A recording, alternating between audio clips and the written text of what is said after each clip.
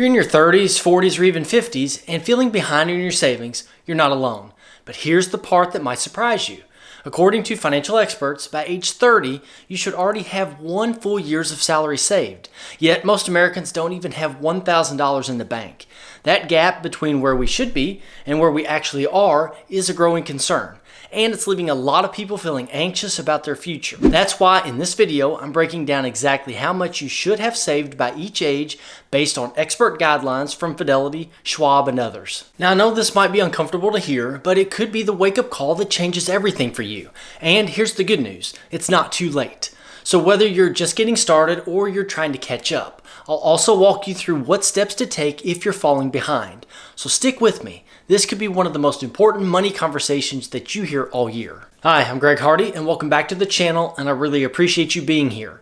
On this channel, we talk about all things personal finance, investing, and building a financially secure future.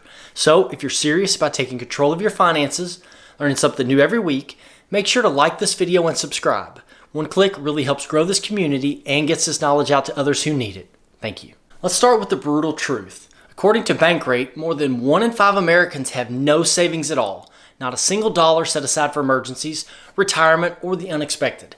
Even more alarming is a CNBC report recently found that around 60% of U.S. adults are living paycheck to paycheck, struggling just to cover basic expenses.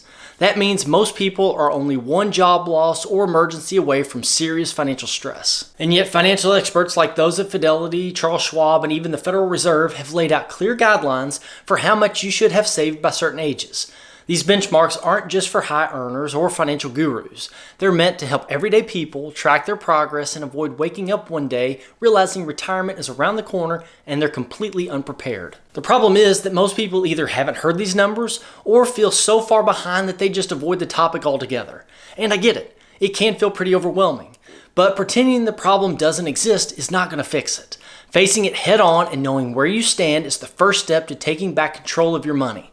So I want to walk you through those expert recommended savings targets by age. But don't worry, I'll also show you what to do even if you're not close to hitting them. Whether you're just starting out or playing catch up later in life, it's never too late to take action. Now let's look at what the experts recommend for how much you should have saved by each age. These numbers come from Fidelity, Bankrate, and other financial institutions and are based on your annual salary. Age 25, save at least half of your annual income. At age 25, your main goal is not perfection, it's progress. Most people in their early 20s are just getting started with their careers, and saving might feel impossible. But if you can aim to save at least half of your annual salary, you're off to a strong start. That means if you're making $50,000 a year, try to have around $25,000 saved by this age. This includes any money in your checking and savings accounts, plus retirement accounts like a Roth IRA or a 401k. If you're not there yet, don't panic. The most important thing at this age is to start building the habit of saving and investing regularly. Even $100 a month now is worth way more than $500 a month later. Age 30, save 1 time your annual income. By the time you hit 30, experts recommend having saved the equivalent of your full annual salary. So if you're earning $60,000 a year, your goal should be to have at least $60,000 saved. This is often a wake-up moment for a lot of people because the 20s go by so fast and life gets expensive. You've got student loans, rent, weddings, and maybe even starting a family. But here's the good news. It's not about saving huge chunks overnight. It's about consistently putting away a portion of your income, ideally that's 15% or more, and letting compound interest do the work. The key here is to automate your savings so you don't have to think about it. Set it and forget it, and let your money quietly build behind the scenes. Age 35, save 2 times your annual income. By age 35, your finances should be picking up speed. Experts suggest having 2 times your annual salary saved by now. So if you're making $70,000 a year, you should be looking at around $140,000 in savings and investments. That might sound like a lot, and it is, but this is where your investments from your 20s and your early 30s start compounding at a serious rate. If you're not quite there, don't stress. Just get more intentional. This might be the time to refine your budget, cut out lifestyle creep, or increase your retirement contributions. And if you haven't already, consider investing in low-cost index funds or even dipping into real estate. Your money should be working harder now than it did before. Age 40, save 3 times your annual income. Turning 40 often comes with big changes. family life, higher income, and hopefully a stronger grip on your finances. By now, financial experts recommend having 3 times your annual salary saved. So if you're earning $80,000 a year, that means having around $240,000 tucked away in retirement and investment accounts. This is also the age where your investments start doing the heavy lifting. If you've been consistent with your contributions, compound growth starts to snowball. This decade is also a great time to check in on your asset allocation. Are you still investing for growth, or are you getting too conservative too early? Age 45, save 4 times your annual income. At 45, you're officially entering your peak earning years. This is your chance to catch up if you're behind or to accelerate if you're on track. Experts recommend having about 4 times your income saved, which means someone that's making $90,000 should have about $360,000 set aside.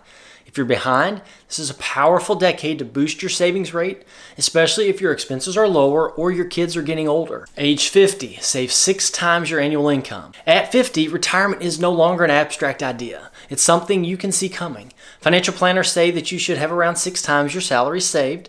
So if you earn $90,000 a year, you should be aiming for around $540,000.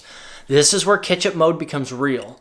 The government allows people over age 50 to make extra contributions to IRAs and 401ks. If you're behind, this is the time to get aggressive. Increase your savings rate, minimize lifestyle inflation, and consider downsizing expenses. Every dollar you save now can turn into $2 or $3 in retirement. Age 55, save 7 times your annual income. By 55, your savings goal is to hit 7 times your annual salary. So in this example, if you're making $100,000 a year, you should aim for $700,000 saved. This is the final stretch where saving more and investing wisely can have a huge impact on your future. It's also a good time to start thinking about your retirement plan more seriously. What kind of lifestyle do you want? What will healthcare cost? If your retirement number is falling short, consider delaying retirement by a few years. Even working until 70 can drastically improve your long-term outcome. Age 60, save 8 to 10 times your salary. At age 60, you're on the final approach to retirement, and financial experts say that you should aim between 8 and 10 times your salary saved. So if you're still making $100,000, that means a goal of $800,000 to $1 million saved. Keep in mind, though, that this doesn't mean it's all cash. It includes IRAs, 401ks, brokerage accounts, and even real estate equity. At this stage, protecting your nest egg is just as important as growing it. Consider reducing high-risk investments and make sure that you have a solid withdrawal plan. Age 67 and older, maintain 10 times your salary or more. By age 67, most people are either retiring or at least considering it. The general rule is to have at least 10 times your annual income saved, but more is always better. $1 million used to sound like a lot, but with inflation and longer life expectancy, it may not stretch as far as it used to. Instead of focusing only on the total, think about how much monthly income your portfolio can generate. Can your savings give you $3,000 to $5,000 a month? Is it sustainable for 30 years? This is where tools like annuities, Social Security timing, and safe withdrawal strategies come into play. Now, I know hearing these numbers can feel pretty overwhelming, especially if you feel that you're way behind. So let's take a moment and go over some clear strategies on how to catch up if you are behind. Life happens. Maybe you started saving late, had some unexpected expenses, or just didn't know where to start. But here's the truth. It's never too late to take control. Even small, consistent steps starting today can completely change your financial future. So don't get stuck in guilt, get focused on growth. Start with what you can do right now. Even if you can only save 10 to 15% of your income, that's a powerful start. The key is consistency. Automate your savings so it's out of sight, out of mind. And if you work for a company that offers a 401k match, make sure that you're contributing enough to get that full match. That might be 3 to 6%, but it's literally free money that too many people leave on the table. If your savings rate feels too low, it may be time to focus on both earning more and spending less. That can mean taking on a side hustle, doing some freelance work, selling unused items, or even looking for a better paying job. At the same time, take a hard look at your lifestyle. Are there subscriptions, habits, or purchases that aren't adding real value to your life? Cut what doesn't serve your long-term goals and redirect those dollars towards your future. Don't forget, it's not just about saving. You need to invest wisely so your money grows. Look into low-cost index funds, Roth IRAs, or even real estate if it fits your situation. The goal is to let your money work for you, not just sit in a savings account losing value to inflation. And finally, set clear goals and build systems. Budgeting apps, automatic transfers, and regular money check-ins can help you stay on track. Remember, you don't need to be perfect, you just need to be intentional. Whether you're 35 or 55, the best time to get serious about your savings is right now. The sooner you start, the better your chances of catching up and retiring with some peace of mind. The reality is, money isn't just about numbers or hitting some arbitrary savings targets. It's about building a sense of security and freedom that lets you live life on your terms. Those expert benchmarks aren't meant to make you feel guilty. They're a financial goalpost, a way to measure your progress against a financial roadmap that's designed to help you avoid stress later on. The sooner you start aligning your habits with those goals, the sooner you'll unlock that peace of mind, no matter your age, no matter your income. One important thing to remember is that financial setbacks happen to nearly everyone. Life throws curveballs. Job changes, health issues, family emergencies. The key isn't perfection, but resilience. The power lies in your ability to course correct, to take small but consistent steps that build momentum over time. Compound interest works best when you give it time, but it also works if you give it consistent contributions, even if they start small. The difference between doing something and doing nothing can be thousands of dollars over your lifetime. Finally, the savings journey is deeply personal. Your numbers and timelines will look different than your neighbors or coworkers, and that's okay. What matters most is that you create a plan that fits your life and values. Then you commit to it. Whether you're starting fresh or trying to catch up, taking control of your money means taking control of your future. And when you approach your finances with intention and honesty, you're already winning. Now, if this video gave you a better understanding of where you stand financially, or if it reminded you that you're not alone, please share it with someone who you think needs to hear it.